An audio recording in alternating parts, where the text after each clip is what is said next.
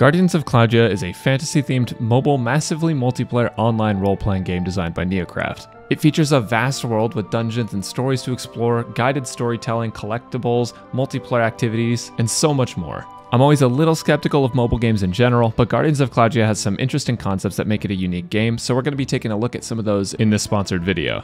With Guardians of Cloudia being an MMORPG, it fits the concept of a lot of games that I play, which utilize leveling and questing systems as a way to encourage you to explore the world. There's voice-acted storytelling, though in my opinion, the voices can be a bit cheesy, so I turn those off, but the backing track to the gameplay is composed in a way that complements the game's artistic style. Like many other mobile games, there are free goodies through daily login rewards and achievements, and they're actually pretty generous with how much they give out. Something that surprised me about this game is how alive with players it is. I think on most mobile MMOs I've tried, there hasn't been a super active chat going, but it's been an interesting experience seeing other players running around the world in an upgraded gear with cool pets. Speaking of the world is quite large with different open world and instance areas based on your level. I personally can't wait to get to Titan Island, which is level 72 and super mysterious to me. I haven't looked up anything about it, but it looks like it's probably pretty cool. In the early game, things are pretty easy, and I'm excited to see what late game is like. Guardians of Cloudia also has auto pathing and auto mode to help out with tasks that may be a little bit more mindless, which I believe is a really important thing to have in mobile games so players don't get burnt out. But now let's look at combat.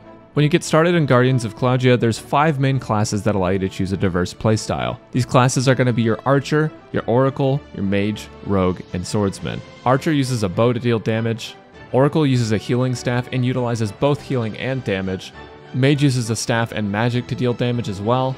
Rogue uses 2 daggers and involves fast-paced burst combat, and Swordsman uses a sword and shield to provide more of a tanky role. Like 99% of the player base, I chose Rogue because having 2 daggers and going fast is cool as heck. As a Rogue, I have a small AoE, a large AoE, and a dash ability, and each one of these has special caveats to it, but in early game, the abilities are pretty straightforward. The combat in this game feels pretty responsive and features a cool system involving skill leveling, which is a great feature that gives you a bit of customizability, and pets. Now, pets are one of the most diverse features of the game. You are able to collect over 100 different pets, with many having different elemental types from each other, and each one's going to have a different playstyle that contributes to your combat. By choosing different pets to run, you can actually diversify combat a little bit, and you can train and evolve these pets to have them assist you in battle, which is an element of gameplay that you're able to customize. Pets can be obtained in a number of ways, from completing in-game content to purchasing summons through currency on the App Store. In my experience, I already have a ton of pets, and I haven't done any in-game purchases, but obviously if you want to make sure that you're getting the best pets, you're probably going to have to spend a little bit. But this is where I'm going to recommend you to the Huawei App Gallery.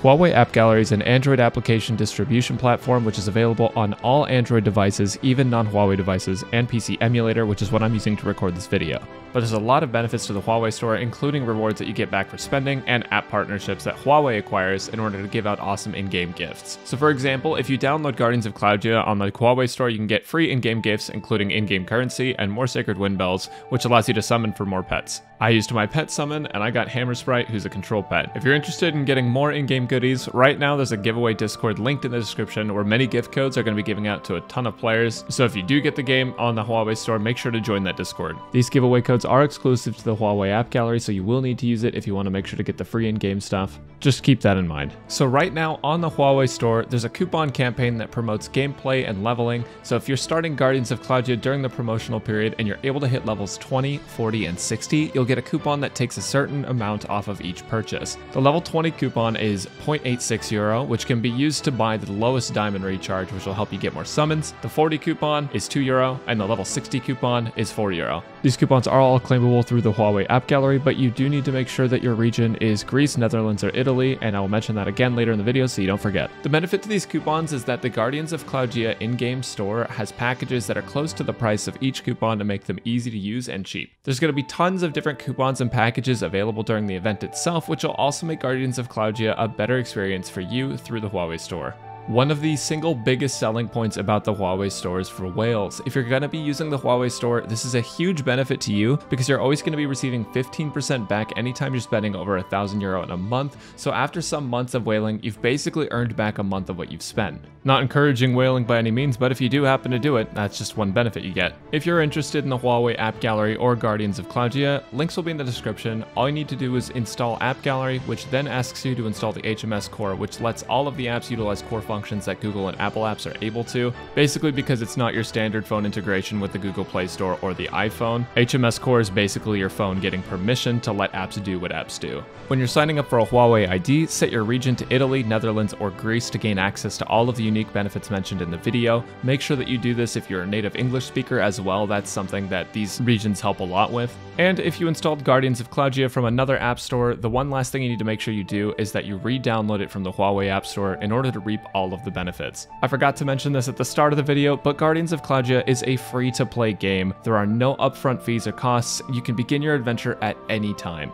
If you and some friends are interested in exploring an open-world MMORPG with many instances of different content, collectible pets, and diverse skills, Guardians of Cloudia might be the game that's worth checking out. Thanks again to Guardians of Cloudia and Huawei for sponsoring the video, and if you're a fan of mobile games, RPGs, and MMOs, definitely give Guardians of Cloudia a try on the Huawei App Gallery.